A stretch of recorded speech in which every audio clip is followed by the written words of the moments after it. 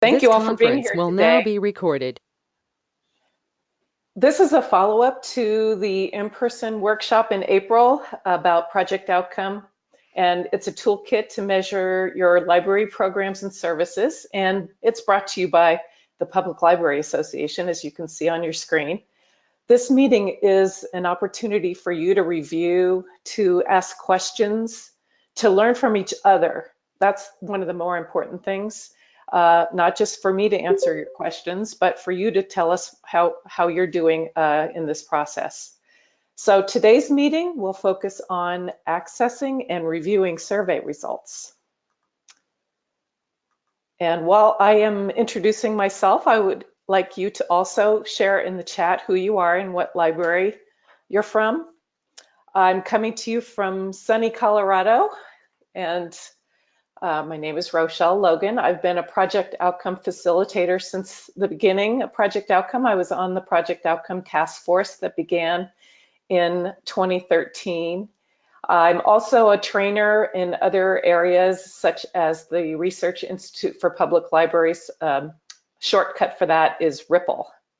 And I enjoy all of those things very much. Since I retired from Douglas County Libraries 3 years ago, I was the associate director at Douglas County Libraries, which is south of Denver. So please go ahead and introduce yourself, and I'm going to move along, and Kirsten is going to help me keep track of the chat. Our goals today are, I'm going to do a quick review to make sure you have an understanding of the data entry process. We want you to know how to access project outcome survey results, to know how to communicate about the data, and to take action with the data. And some of you have likely started to do some of this work. So our focus today will be on reviewing key concepts and addressing challenges you could be facing. And as I mentioned before, this is the second of 2 virtual meetings. The first meeting was focused on survey administration and data entry. And if you missed the first meeting, it was recorded and is available through Mid-Hudson. You can contact Kirsten if you want information about that.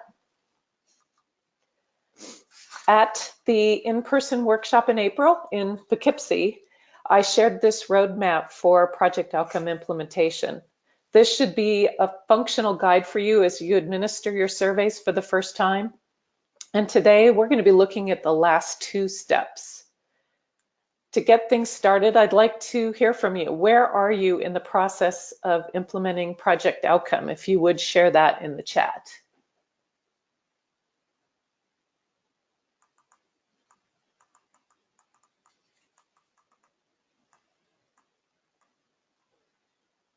Data entry, okay.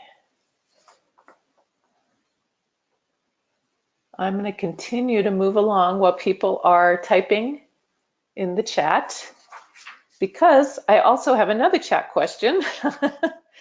And that is, what challenges have you had using project outcome? And if you have had any challenges, how have you been addressing them?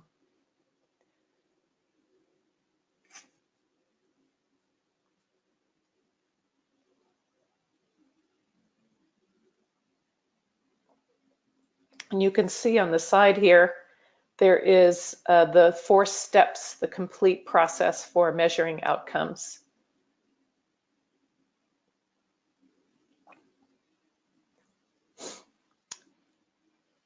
All right, let's do a quick review of some basic concepts around data entry. And perhaps Christina could tell us, how have you handled data entry so far? And have you had any challenges with that and questions? And of course, any other questions people might have about where they are in this process. If you are using project outcome, I'd like to know.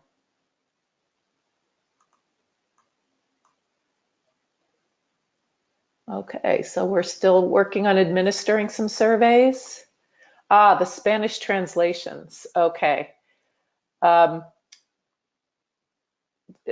I'm not sure what your problem might be there, but sometimes people have problems with the fact that they have written a header or a footer, and the header, the introductory piece, that's a custom piece for the survey, is not translated into Spanish for them. The Spanish translation is only of the survey content that's provided by Project Outcome. So let me know if that's what is going on with that. That's one of the things that I've heard about Spanish translations.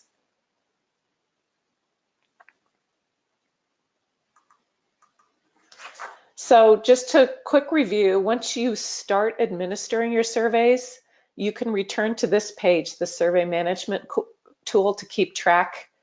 And you'll be able to scroll through a list of all the surveys you've created. It could be a very long list if you are doing a lot of surveys. And when you're ready to start entering paper responses, you can click the orange button shown here. And each survey will show the program name and survey name, as well as the basic survey settings. You could see if the survey status is currently active, as you can see here on the left. And you can see how many responses you've received and download the raw data. This is where you can update the attendance figure for that survey, and you can enter responses from the paper surveys. This is where you can enter an individual response where the arrow is pointing. There's also the option for having a bulk response form. This is nice if you have someone who does not have a project outcome login, where you can just copy this URL and email it to them. And it could be a volunteer, it could be another staff member. If they are entering your paper responses for you, you can send them this URL, and then this gives them access to entering the data.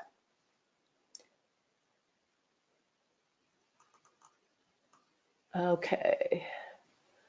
Yes, a lot of people have use paper for administering their surveys. Most paper surveys were answered in Spanish. Okay. So not too big of a problem. I just end up retyping the surveys. Oh my, okay.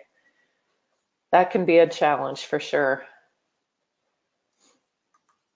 And I should point out that, and if you will recall from the Poughkeepsie training, that our surveys are available both online and using paper surveys.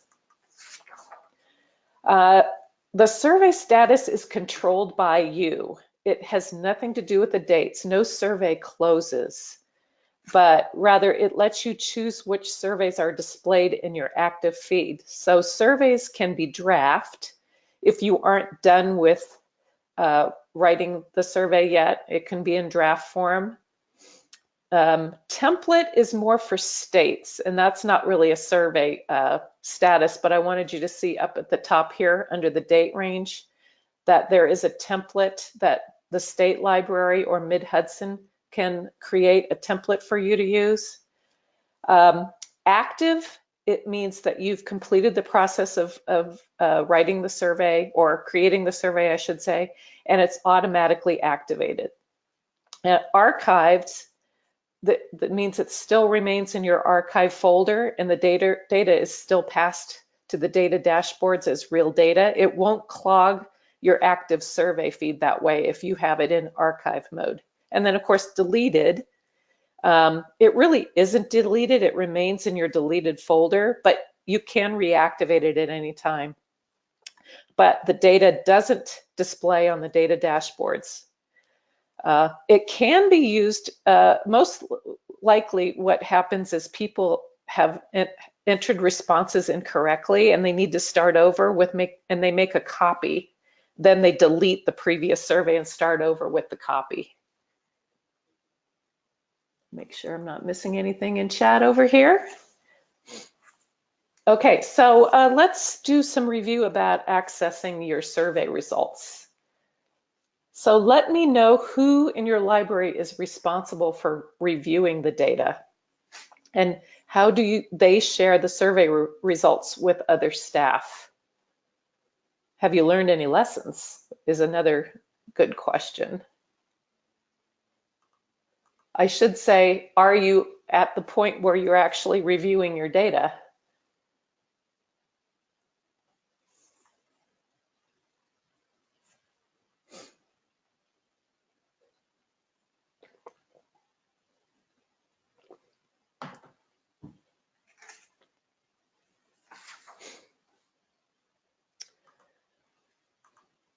Project Outcome offers you several reporting tools. It makes it easy to review and in particular to analyze and share your survey results. You don't have to go in and crunch the numbers. They're already crunched for you. So you can see here, reports include PDF summary report for each survey administered. You can get raw data in CSV format. And data dashboards showing graphic visualizations of your aggregate survey data. This is just an easier way to see how the reports, the different reports that are available. As I said, CSV means you can download it and then look through your data and sort it however you want using Excel. The report builder gives you PDF reports, and you can customize those and filter them by these 4 areas. And then the dashboards are the graphic visualizations, and I'm going to go through those in a minute. So has anyone accessed reports in the tool? And if you have any questions about the survey tool.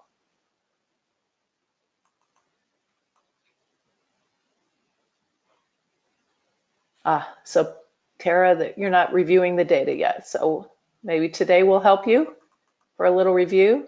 Nearly there, Amy, thank you.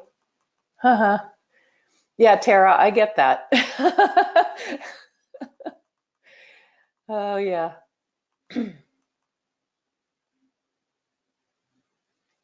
All right, so Amy, or Christina, I'm assuming you're from a larger system because there are different people with different responsibilities.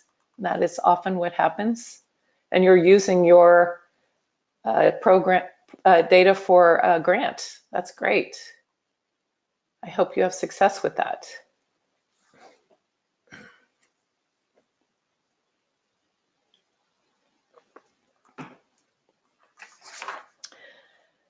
The PDF summary report is designed for quick sharing, and it could be with your staff, managers, board, what have you.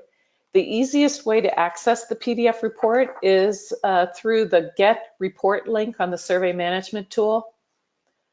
And each survey you create will have this link, and it'll automatically create the quick report for that survey. This report won't have any custom choices, but it is a summary of the data for that particular survey. In addition to being the place to create surveys and enter data, the Survey Management tool also gives you access to some of the reporting features. To locate reports from the Survey Management tool, find the survey for which you want to run a report. As I mentioned earlier, in this view, you could have quite a few surveys if that is something that you're doing at your library, if you're running a lot of surveys. You can download the raw data as a CSV file from here, or there's an option to download a pre-made summary report. This is a somewhat new option from Project Outcome. The raw data set includes each individual survey response, and this is available as soon as the data is entered. You can see several fields here identifying location, program, and survey method, whether it's paper or online. And you can view the data in line with the Likert scale responses from the immediate survey or the yes/no responses from follow-up surveys. And if you are an Excel guru, you might really like having this view. It's an easy place to read through the open-ended responses that you get. So have you created reports using the report builder? I think we have determined that that hasn't happened yet. Hi, Rochelle, it's Yes, Kirsten. yes. We actually, as part of our grants program, our people are required to print out or actually print out the PDF report, which is the summary report, and send it to us as a part of their grant closure. So we are seeing some of our libraries. I'm not sure, I don't think anyone on the call today is there yet, but we have seen these reports and they are very impressed with them and Oh, what they good. show. Oh, thank you for telling me that. That is great. And they're so quick and easy. That's the thing that I hear a lot. Plug and play. Okay, so there is an option for libraries to get to the report builder from the Project Outcome homepage. So when you sign on to Project Outcome, this is your homepage, and there is this link to build a report. When you build your own report, you'll be taken through an online form with 7 steps, and the report builder is very easy to use, so I won't give a demo of that right now. When you build a report, these 7 steps allow you to choose what data you want to include in the report. So the first 4 steps will group, filter, and limit the data in the system. And as you can see here, your choices include the report location, the survey topic, whether it's something like early childhood literacy or job skills or economic development, that's the topic areas. The date range, the program name, and the specific surveys you've created in the system. So these options give you a range of possibilities for aggregating your report data. Steps 5 and 6 give you a few options for customizing the report, including a custom narrative for the introduction of the report and a logo. Before you save and print the report, you'll be able to preview it and make adjustments as needed. And of course, steps 4 through 6 are optional. You don't have to do those. But this is sort of late breaking news. A new reporting feature I just mentioned about when you're previewing your report. At that point or at the end of the report builder, you'll see an orange button that says Add or Export Open-Ended Responses. You'll have the option to select all your open-ended responses to include in your report or pick and choose. And that's a very nice custom feature now. And, as I mentioned at the in-person workshop, your open-ended responses are a gold mine. So you will find some pearls in there, I'm sure, that you'll want to include in your reports. Once you've finished building a report and saved it or printed it, the report is automatically saved in past reports. And these reports can be run again in the future. Past reports can also be used as a template to build new reports. Let's take a closer look at an example of the custom report for an immediate survey. We'll start with the overview section on the first page. This section includes fields populated with information about the library and the survey that was administered. So you can see here, the name is Public Library. That's very original. The purpose statement in the upper right corner is the custom narrative that you've entered during the report building process. If you leave that field blank, then this area will also be left blank. And the overview statement on the first page is standardized text written by Project Outcome. At the bottom of the first page, there's a section that highlights the results of the survey. It includes overall percentage of patrons who agreed or strongly agreed with each outcome statement. You can see here at the top. And it also includes a bar chart showing the response breakdown, and along with the average scores in that outcome for the library, the state, and the national level. You can see those figures just to the right of the bars. The second page includes specific survey information such as the program name and date, the survey name. You can see here the attendance and the response rate for each survey. The additional survey information section of the report, you can see at the bottom, will show a breakdown of responses of any multiple choice questions that you add to the survey. This is more customization that you can do if you do have extra questions you want to ask besides just the standard template provided by Project Outcome. An example of a question there could be, how did you hear about this program? And it'll show a percentage breakdown of responses by newspaper, social media, etc. Any open-ended questions won't show results here. The rest of the summary report includes implication for community impact based on national level research. And this includes statistical examples of how similar library programming has had an impact on the community. And the PDF report is designed to be easy to run and share with stakeholders, and it draws on this high-level research to help point to the significance of library programming. So in the chat, have you accessed reports in the data dashboard? And if you have, do you have any questions about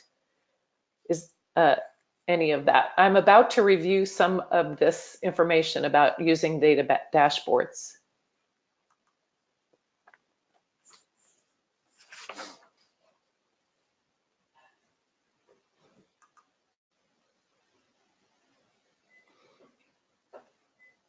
Not yet, okay.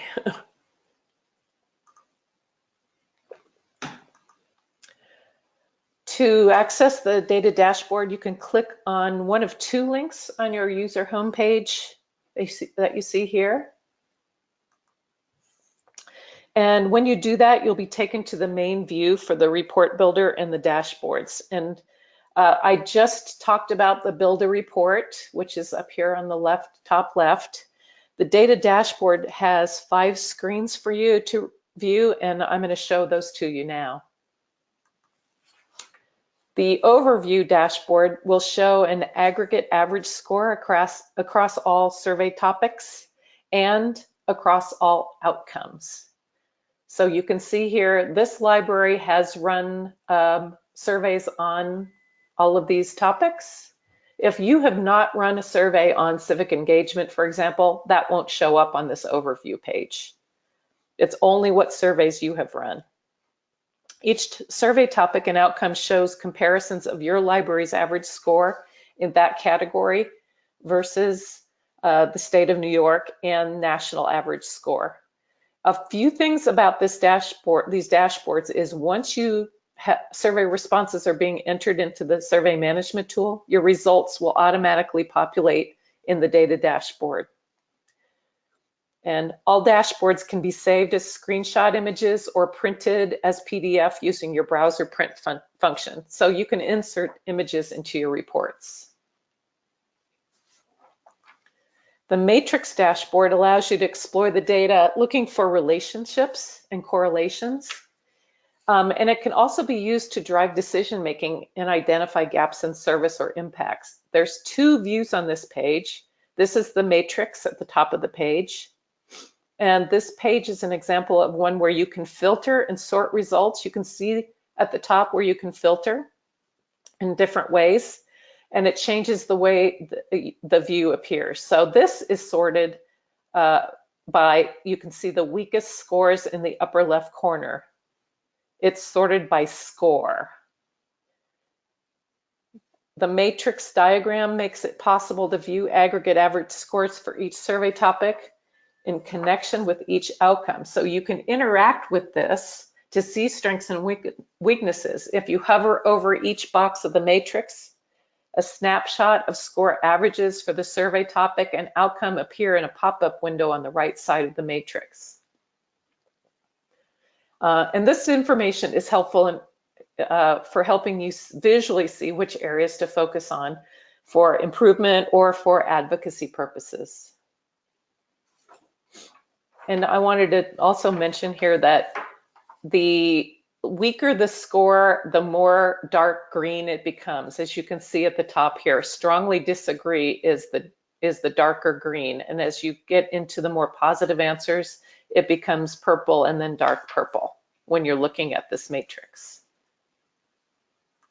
And those same colors apply to the chord diagram, which this appears below the matrix table. And it's allows you to see your score relationships in a different way.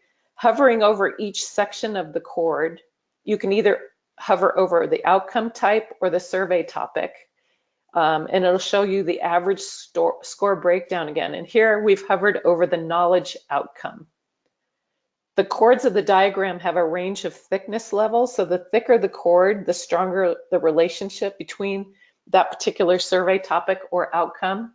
So as we're looking at knowledge here, we can see thicker dark purple chords for summer reading caregiver and the knowledge outcome, and summer reading teen child is also a very strong relationship there.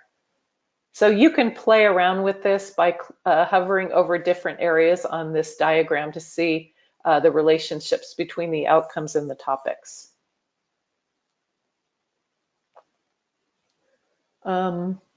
Okay, Tara, is that info available in list format? These are the two formats that are available, but you can probably get what you want.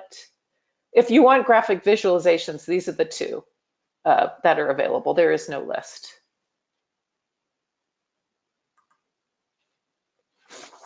This is the detailed dashboard, and it might serve what you're looking for, Tara.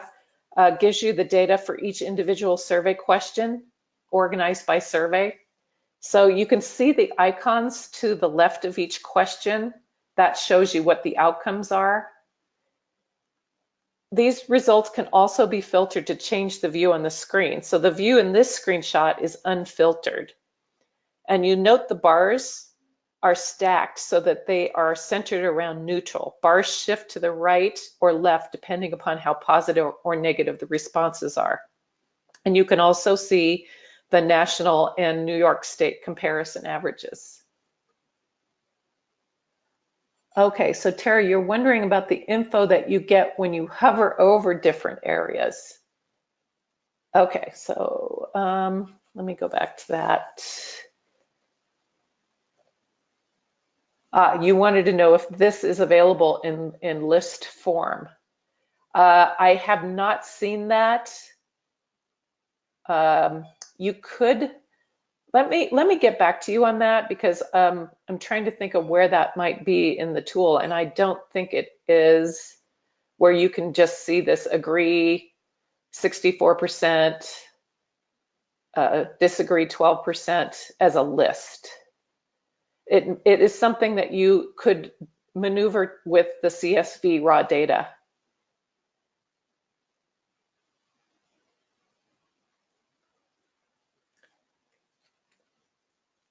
Okay, so this is the map dashboard, and it allows you to filter by outcome, survey topic, and select a custom demographic area like your library service area. And each location is represented by a dot on the map. And once you go to a specific location, then several views are available on the left. That includes demographics, economics, education, and health. This data comes from the Digital Inclusion Survey, which pulls from the US Census. So it is automatically updated as census data is available. You don't have to do anything to update that data. It's available to you immediately.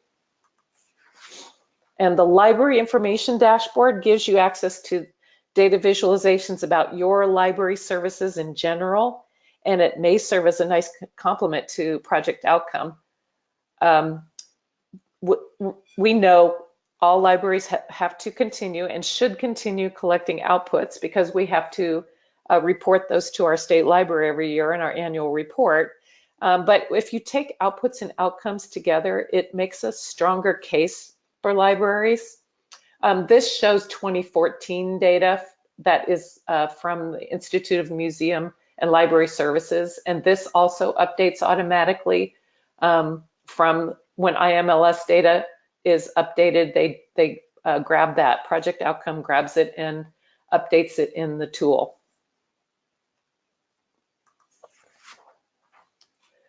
All right, let's review some points for taking action with your Project Outcome results. Have you used Project Outcome to take any action? And these are just some for areas that are frequently where project outcome is used.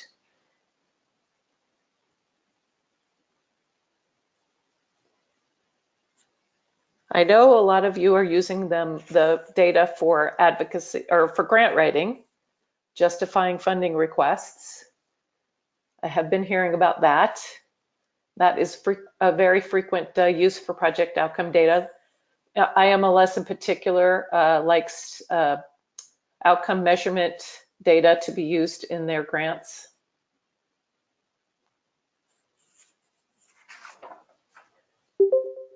I'm going to run through some of these, some tips about how to use your data, and some tips here to think about what your key message is for your advocacy effort. And when you think about your key message, you want to then look back at what data to use to determine which data is going to really build a strong message and create a memorable story.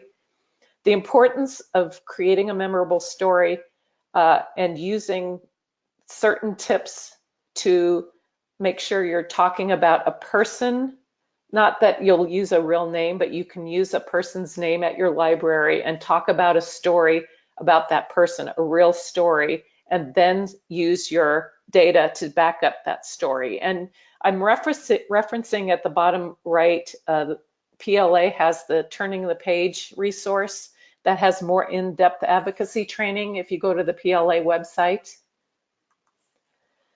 Here's 3 tips to remember when you look to justify funding requests with outcome measurement. So measure the programs related to what your stakeholder priorities are. This ties back to when you select a survey. The more you're able to align your measurement with stakeholder and funder priorities, the easier it'll be to use the data to justify funding. You might be looking to identify areas where more funding is needed, where you don't have enough staff to meet demand, or you need more technology or resources in that subject area. If so, you may look for data that helps identify gaps in services, or you might be looking for examples of success to justify continuing funding or to prevent budget cuts to library programming. Choose your language carefully to speak to your stakeholders' concerns, and choose data points that really illustrate your points about why funding is needed.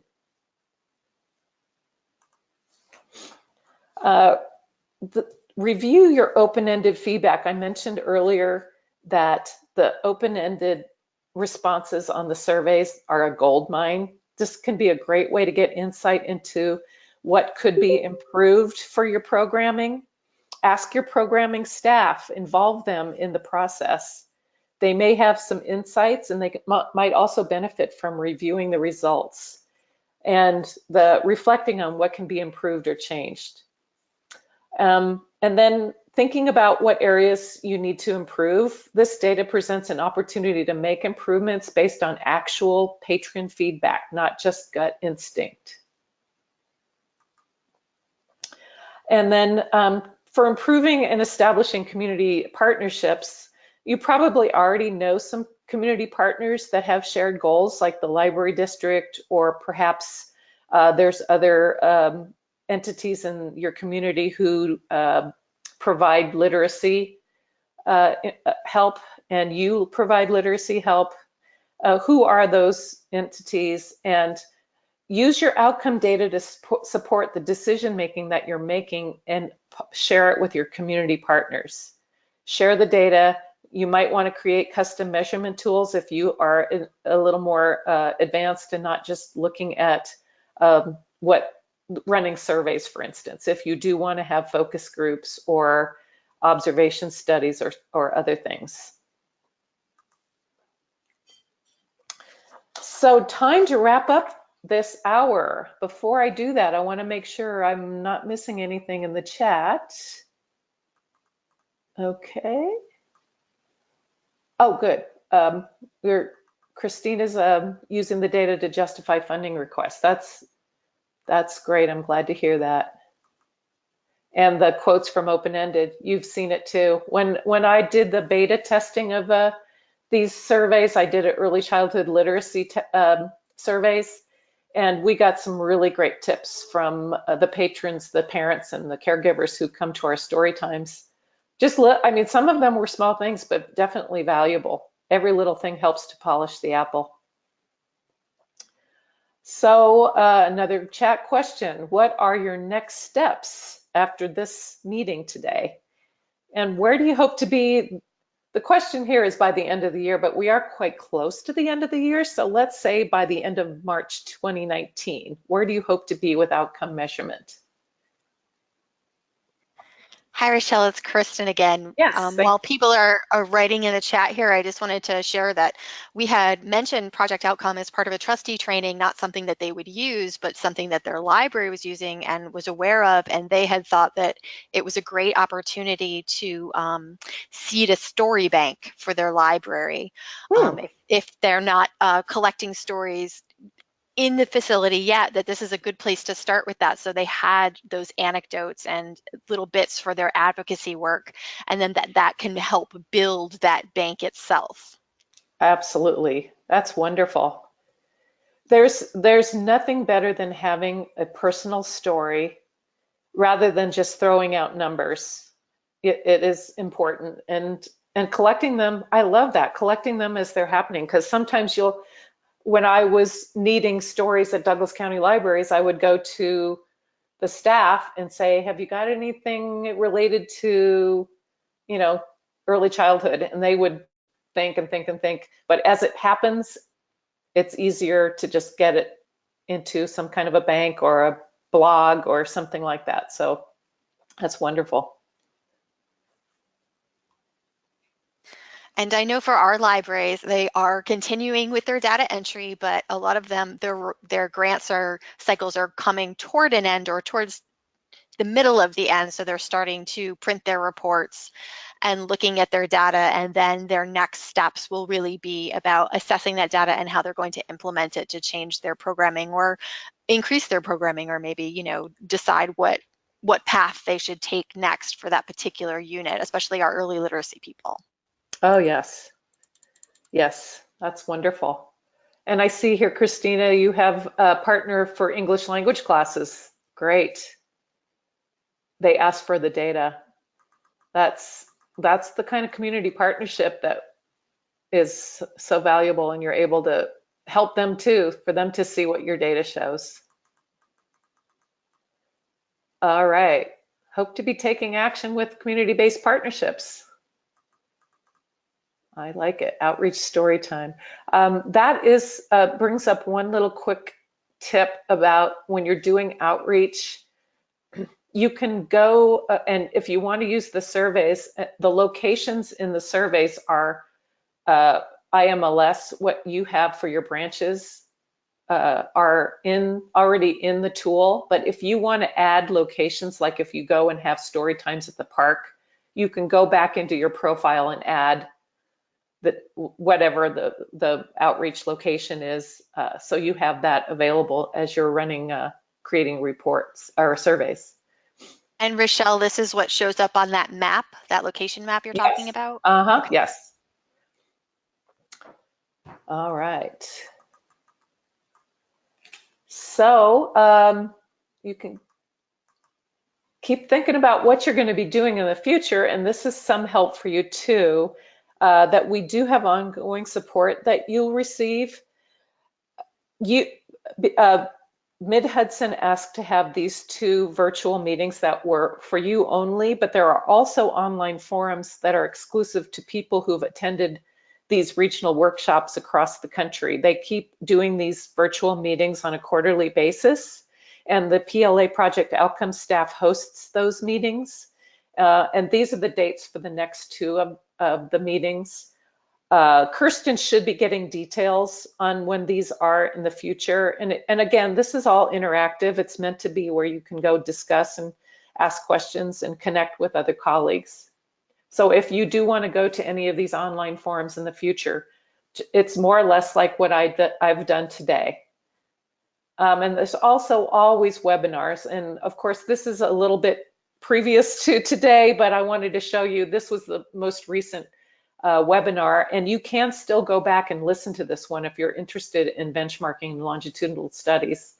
Um, but they're always periodically running webinars, and they archive them for you if they're of interest to you.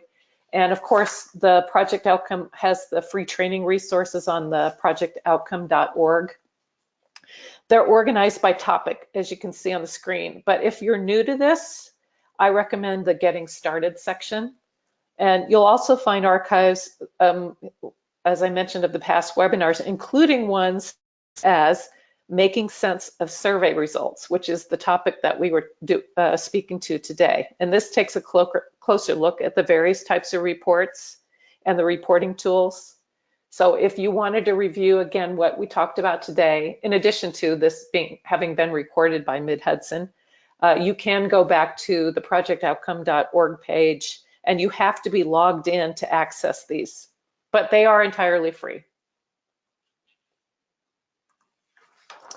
There are also video tutorials for project outcome tools, including getting started with your project outcome, step-by-step videos to create new survey, manage your surveys, etc. So you can access these from the resources page on Project Outcome.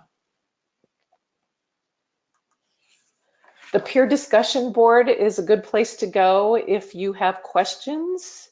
And obviously, if you want to just kind of go and lurk and see what people are doing, I have done that myself, and I've recently seen some interesting information that one library created an infographic using their results from Project Outcome. So that's an easy place to go to either add discussion topics or follow the discussion along. And you can stay in touch via all of the usual places, Facebook, Twitter, email, etc. And I must say that Samantha Lopez on the PLA staff, who is assigned to Project Outcome, is very quick to answer questions. She's very, very approachable. So thank you all very much for being here today. And I thank Mid-Hudson Library System for sponsoring this, and Kirsten especially for helping me out and keeping me straight today, and letting us know what kind of things are going on with the Mid-Hudson Library System.